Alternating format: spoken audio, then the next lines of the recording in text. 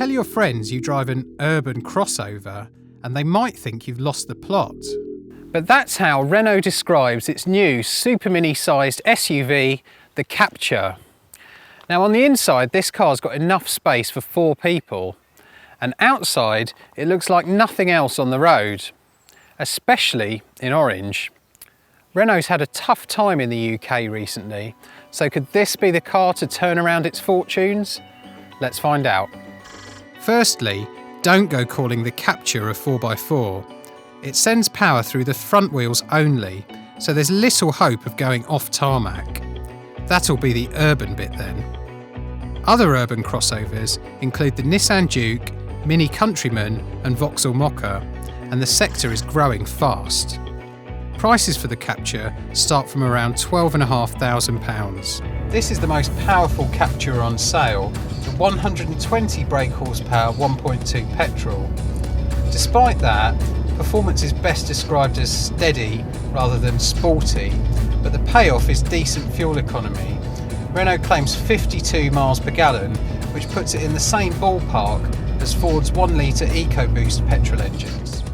A 90 bhp petrol and 90 bhp diesel are also available, the latter returning 76 miles per gallon according to official figures. Click the link below to see how the Renault Clio fared in our more realistic fuel economy tests. This engine only comes with Renault's EDC automatic gearbox, which has 2 clutches to line up the next gear while you drive. It doesn't have manual paddles behind the steering wheel, but it doesn't really need them. The shifts in auto mode are smooth and quick. There's also an eco button down here behind the gear lever. Press that and the box shifts up earlier to save up to 10% more fuel, but it does really strangle the performance. Renault has obviously learnt lessons from Mini and offers a wide range of options to customise the Captur to your own personal taste, or lack of. You want a white roof and orange wheels? Fine. Bonnet stripes and blue highlights on the dashboard? That's no problem. There are some useful features too, like seat covers you can unzip and then bung in the wash, a sliding rear seat to boost legroom, and a removable boot floor with either carpeted or wipe-clean surfaces. Renault's R-Link touchscreen media system is like having a tablet computer in your dashboard. It's easy to use, and as well as the usual stereo, phone and sat-nav functions, it can read out your emails on the move. Plus you can download apps for everything from news updates to fuel prices. There's even an app that plays the sound of a racing car through the speakers as you drive along. It's not all mouth and no trousers though. The Captur is decent to drive on twisty roads. It's got a good amount of grip, but the steering's very light and a bit lacking in feedback, and there's a fair bit more body roll than the equivalent Clio. Which puts every car through the same high-speed swerve test to see how they handle at the limit.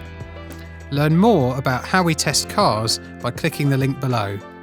Ironically, it's actually less impressive around town, where the firm suspension means it really bumps over speed humps and through potholes.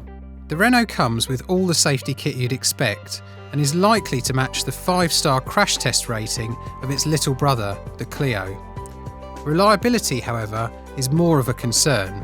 Renault doesn't fare particularly well in the annual Which Car survey, the largest of its kind in the UK.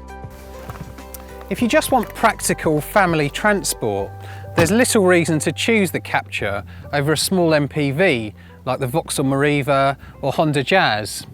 But while I promised myself I wouldn't use the phrase va-va-voom, the Captur does bring something else to the party.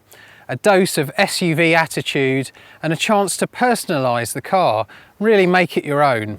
I'd suggest waiting until we've got reliability data before you take the plunge, but on initial impressions at least, it's hard to imagine the Captur being anything other than a success. Click to read our report on the Renault Captur, or sign up to Which for just £1 to access full reviews with lab test data for the Nissan Juke and Mini Countryman.